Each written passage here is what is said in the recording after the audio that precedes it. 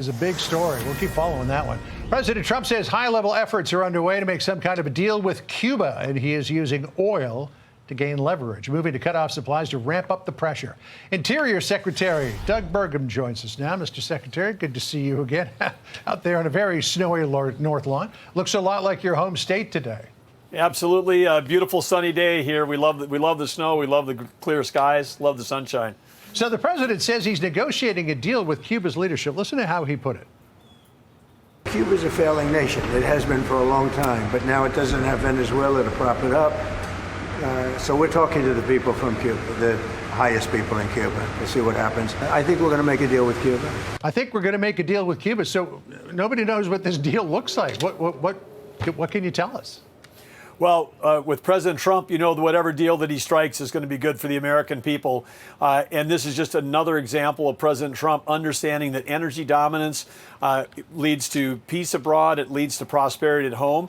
And energy dominance allows energy diplomacy, the ability to take a country like Cuba that was in cahoots with Venezuela, with their corrupt government, Cuba providing security forces to Venezuela, providing other assistance to that, and then in trade, getting Venezuelan oil sanctioned with President Trump now enforcing sanctions. Unlike prior administration, the Biden administration had sanctions on Iran, Russia, others, and then we just turned China in. We turned all these countries into China's discount gas station, and then these countries kept on funding wars and fueling terrorism. With President Trump, when he puts sanctions on, it means something, and then that creates negotiating leverage, and good things happen for America. Yeah, so the strategy is for the president to turn off the spigot of oil flowing from Venezuela to Cuba, and it appears to be having the intended effect. Here's an analysis from Fox Noticias' Andrea Linares. Listen here.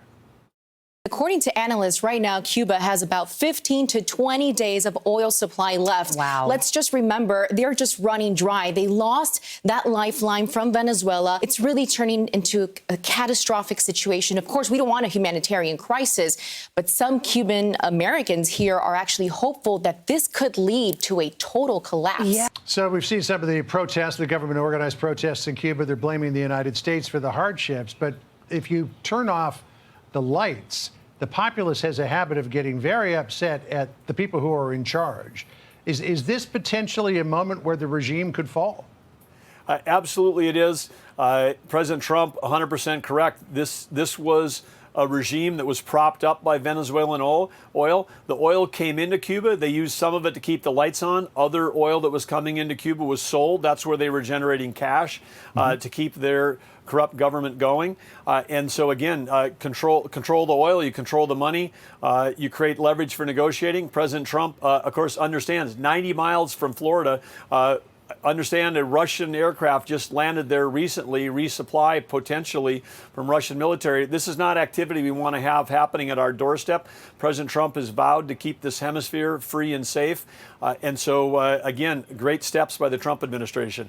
You know, there's been a number of times since 1959 that the Cuban diaspora here in the United States, predominantly in Miami, have seen it, potentially heady days ahead as they thought, well, maybe the regime's going to fall. When Castro died, they thought maybe it'll fall. There's been some other crises that they thought maybe the leadership will finally abdicate or get toppled or whatever, and maybe there will be a transition to representative democracy.